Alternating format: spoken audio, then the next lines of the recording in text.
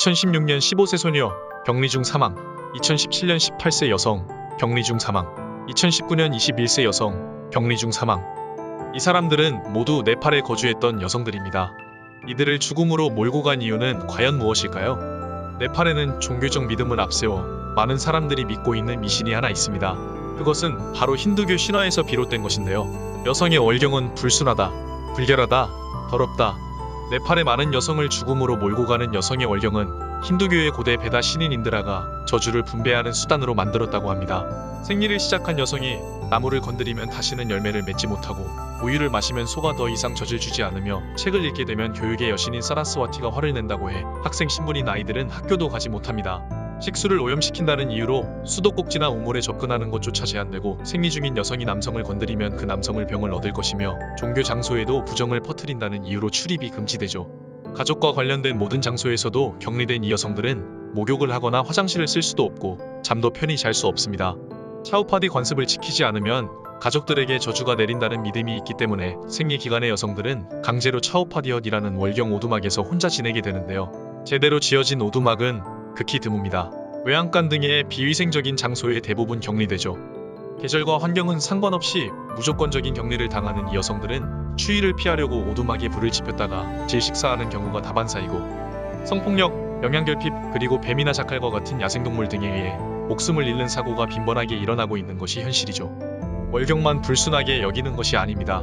축복받아 마땅해야 할 출산의 과정에서 생겨난 출산혈에도 이 미친 잣대를 그대로 들이미는 것인데요. 갓 태어난 아이와 산모 역시 같은 상황에 놓이죠. 이렇게 모든 상황에서 격리되고 고립되는 생리 중인 여성들이 아이러니하게도 낮에 들판에 나가 일은 해야 합니다. 손만 닿아도 모든 것이 오염된다면서 그 손에 일을 맡긴다는 발상은 어떻게 하게 된 것일까요? 미국 국무부 인권보고서에 따르면 2010년 기준으로 15세에서 49세 사이의 네팔 여성 19%가 차우파디를 겪었다고 합니다. 특히나 네팔 중부와 서부 지역은 그 비율이 50%까지 치솟죠. 2017년 네팔 의회는 차우파디를 강요한 이에게 최고 징역 3개월이나 3천 네팔 루피 벌금형 처벌 법률을 통과시켜 2018년부터 시행에 들어갔고, 관련하여 여성 인권 운동도 일어나고 있지만 여전히 네팔 곳곳에서 차우파디는 횡행하고 있다고 합니다. 잘못된 인식이 지역사회에 뿌리 깊게 내린 탓도 있겠지만, 손 놓고 있는 정부도 이를 독려하는 종교 탓이 더 크다고 생각이 되네요. 강제 차우파디를 당한 한 소녀의 인터뷰 내용입니다. 동물 배설물이 널려 있고 벌레가 사방에 득실거리는 데다 밤에는 남자들이 놀리며 괴롭혀요.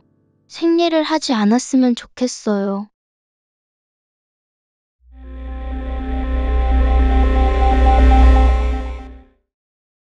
힌두교 종교성전인 마누 법전에서는 가우리 제도라고 불리는 성차별적인 관습을 찾아볼 수 있습니다. 인도는 종교의 자유가 허락된 국가지만 국민의 90%가 힌두교이기 때문에 마누 법전에 대한 신봉은 더욱 깊습니다. 이를 바탕으로 인도인들은 카스트제를 기반으로 하여 여성의 역할은 남성에게 순종하는 것이라는 남존여비 사상을 철칙으로 여겨왔죠. 마누법전에서는 30세 남성과 12세의 여성, 24세의 남성과 8세의 여성의 조합이 가장 이상적이라고 말합니다. 어디가 이상적이라는 것인지 도저히 알 수 없지만 아무튼 그들은 이상적이라고 합니다. 남성은 20년 이상의 학습기를 거쳐야 하지만 여성은 초경 이전에 시집을 가는 것을 원칙으로 하여 이런 결혼 정년기가 나온 것이라고 하는데요. 따라서 여성의 아버지는 딸을 초경 이전에 결혼시키는 것을 종교적 의무로 삼았고, 그것을 지키지 못할 시에는 다음 생에 심한 죄의 대가를 받는다고 믿습니다. 시간이 지나면서 인식이 조금 완화되어 남자는 15에서 18세, 여자는 13에서 15세 사이에 결혼이 행해졌고, 1976년에는 조혼금지법이 개정되면서 남자 21세 이상, 여자 18세 이상으로 정해지긴 했지만 아직도 암암리에 조혼이 진행되고 있는 것이 현실이죠. 인도의 가부장적인 사회에서 여자는 반드시 결혼 정년기 내에 결혼을 해야 하기 때문에 결혼 계약을 여자 쪽에서 먼저 하는 것이 일반적입니다. 그래서 여자에게 불리하게 작용하는 조건들이 많죠. 그중 가장 큰 것은 신부지참금 제도를 들 수 있는데요. 결혼 전, 결혼식장에서, 결혼 후 이렇게 세 차례에 걸쳐 신부 측에서 신랑 측으로 현금을 준다고 합니다. 정해진 액수는 없으나 클수록 좋은 것이죠. 이는 여자를 남자에게 바치는 대상으로 간주하는 관습의 산물인데요. 인도 정부는 1961년에 결혼지참금 금지법을 제정했지만 여전히 지참금 제도는 잔존해 있고, 딸을 가진 부모조차 결혼을 시킨다는 인식보다는 처녀증여라고 생각하고 있다고 합니다. 상황이 이렇다 보니 딸이 태어나면 그 아버지는 그때부터 지참금 마련을 위해 뼈가 닳도록 일을 한다고 합니다. 그렇기 때문에 아들을 가진 아버지보다 딸을 가진 아버지가 상대적으로 일을 더 많이 할 수밖에 없다고 하죠. 이렇게 신부 측에서 지참금으로 사용하는 돈은 연평균 가계소득의 14% 정도이기 때문에 상당한 부담이 될 수밖에 없습니다. 주고받는 결혼지참금을 보더라도 약 7배의 차이가 있다 보니 신부 측에서는 받았다고 볼 수도 없는 노릇이겠죠. 인도에서 여성의 지위는 카스트에 대입해보면 하류층인 수드라 수준이기 때문에 인도 사회에서 철저히 소외당하며 괄시와 천대 등 온갖 차별 대우를 받으며 살아가게 됩니다. 이 와중에 가난한 집안의 딸이라면 지참금 마련을 못해 결혼도 못하는 천덕꾸러기 신세가 됩니다. 신부 측에서 최대한 지참금을 준비해서 가도 만족하지 못하는 신랑 측이 있습니다. 그 불만을 가장 많이 표시하는 사람은 놀랍게도 같은 여성인 시어머니라고 하는데요. 결혼 지참금의 액수나 혼수가 마음에 들지 않아 며느리 구타는 물론이고 심지어 생명까지 앗아간다고 하죠. 인도의 여성 죄수 대부분이 이와 관련된 사람들이라고 하니 그저 놀라울 따름입니다. 또한 지참금 분쟁으로 코가 잘린 여성, 염산 테러를 당한 여성, 코브라에 물려 죽은 여성, 이를 직접 실행한 인물은 모두 남편이죠. 이러한 사건들로 인해 남아선호 사상은 더욱 팽배해지게 되어 성별 확인을 해 여자아이면 지우는 일이 공공연하게 진행되고 있고 혹여 딸을 출산한다면 몰래 버리기까지 합니다. 결국 인도에는 성비율에 큰 문제가 생기고 있다고도 하죠. 힌두교를 필두로 인도 곳곳에 깊이 자리 잡은 성차별적인 관습, 과연 없어질 수 있을까요? 현 상황에서는 인도 여성들의 처우가 조금이라도 개선되길 바라는 게 더 현실적일지도 모르겠네요.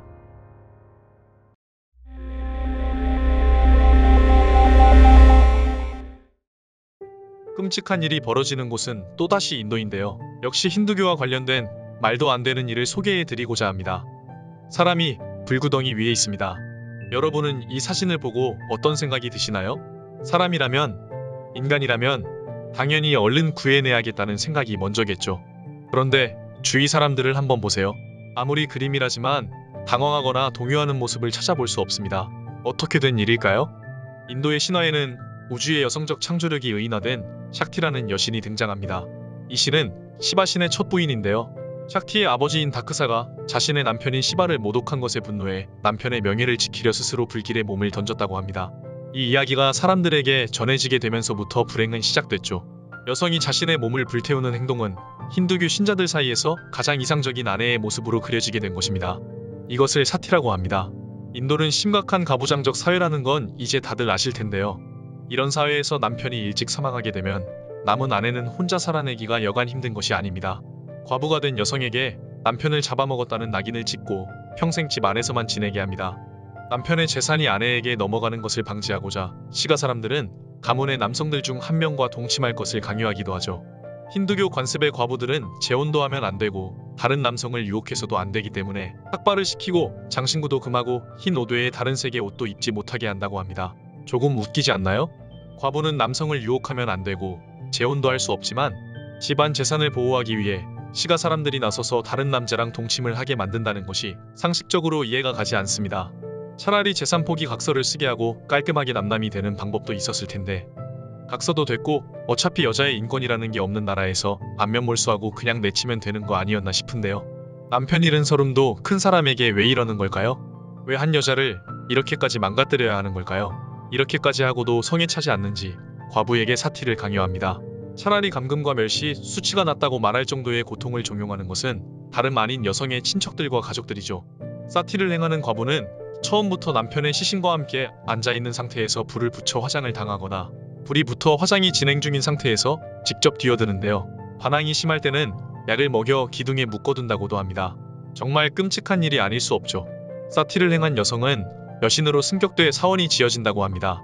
이로 인해 여성의 본가와 시가 할 것 없이 친척들은 막대한 기부금을 받아 엄청난 부가 보증되니 집안에 과부가 생기면 산채로 불태우기에 나서는 겁니다.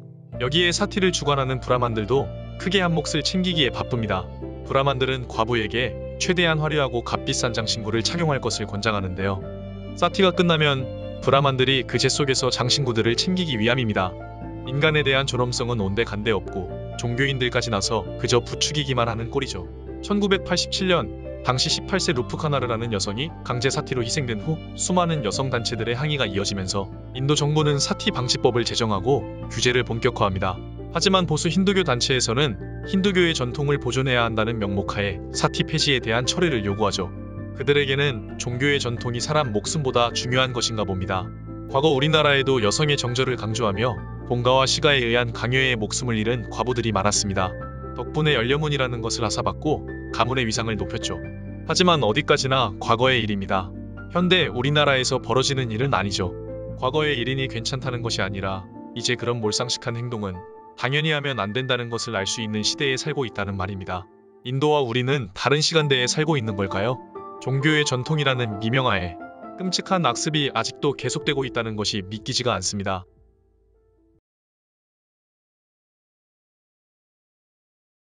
저희 스톡 영상이 마음에 드셨다면 좋아요와 구독 부탁드릴게요. 소리 덕후